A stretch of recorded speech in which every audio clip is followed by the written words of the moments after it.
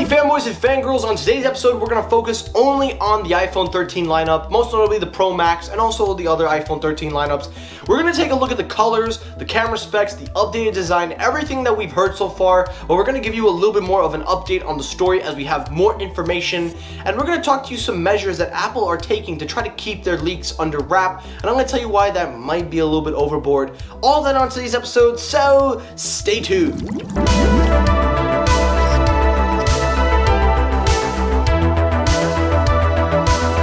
Now, real quickly, before the video starts, I just want to disclaim that I am doing a giveaway at the end of this video. I am announcing my first ever giveaway. I will be giving away 1 tub of Rogue Energy. I know you guys have seen me push it, so it's time for me to give you guys a sample. So if you want to be a part of the giveaway, if you want to be a part of it, please stay till the end of the video to learn how you can be a part of the giveaway.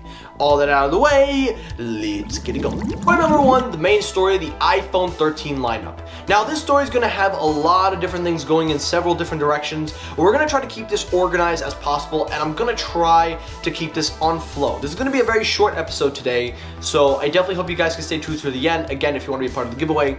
But the iPhone 13 lineup is starting to see some shapes as we are getting closer to the fall, which I hate because, you know, we got to get back away from the winter vibe. You know, we were doing so good with summer, now we got to go back to winter.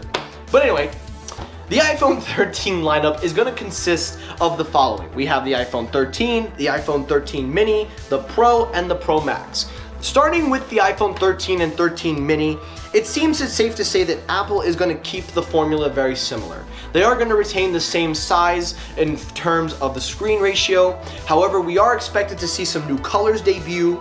According to Tom's guide, it says here that the blue and green are going to continue, but it does say that there is a potential they are on the chopping block, as most people don't seem to want to go with blue and green. It seems that Apple is looking to add a pink color by replacing either blue or green, or could be getting a more yellowish gold design. Now, it won't be similar to the gold that we've seen on the iPhone lineups from way back, but it's definitely not going to be anywhere near a yellow gold that we're thinking, so it's probably going to be a little bit more orange. But taking a look at the iPhone 13 and 13 mini, it seems that the design and everything's going to be the same. There was some fuss about how the notch was going to get lowered on those models. I'm here to tell you that that doesn't seem to be the case, but again, it could change as we are still awaiting the final word. There are going to be a little bit fewer color options with the Pro models, as they will only have 3 options. You will have either graphite, silver, and gold, and then 1 wild card color. We don't know exactly the details on that, but we will get to the Pro models in just a second. Continuing on the mini and the regular iPhone 13, they are going to retain the same dual camera setup with improved sensors. They are also going to have better battery, which is one thing that was going to happen for the entire lineup. And then lastly, the 13 mini and the 13 will retain the same price point with probably a slight decrease in the mini depending on where Apple shapes the lineup. So now we move on to the Pro and the Pro Max. Now, the iPhone 13 Pro and Pro Max are going to be the biggest powerhouse of the smartphone lineup because we know what the Pro and Pro Max are capable of in terms of camera, specs, everything. But they're saying that this could be the biggest upgrade to the Pros that we have seen. Not only starting in design, which we've talked about many times on this channel, but there is a ton more things that they have just announced that these rumors are coming from, especially from the supply chain, and I'm going to break it down as best I can in this video. So starting up the rumor is the battery. Now, everybody and their mothers have been asking for the iPhone to finally cave with a big battery. Well, it looks like, according to GSM Arenas, the iPhone 13 Pro and Pro Max are going to be getting a new increase. All iPhone 13 and iPhone 13 mini models are going to get a 10% increase in size. The iPhone 13 Pro will get another 10% increase, and the Pro Max will lead with a whopping 18% increase. So you're probably looking at 4,000 milliamp hours, which is about time for Apple anyway. Or I think they are at 4,000. Who cares? Point is, they're going to get an upgrade, so you guys can relax on the battery upgrade on that. On top of that, there are also some new things going on with larger cells in the iPhone 13 lineups, meaning bigger battery cells.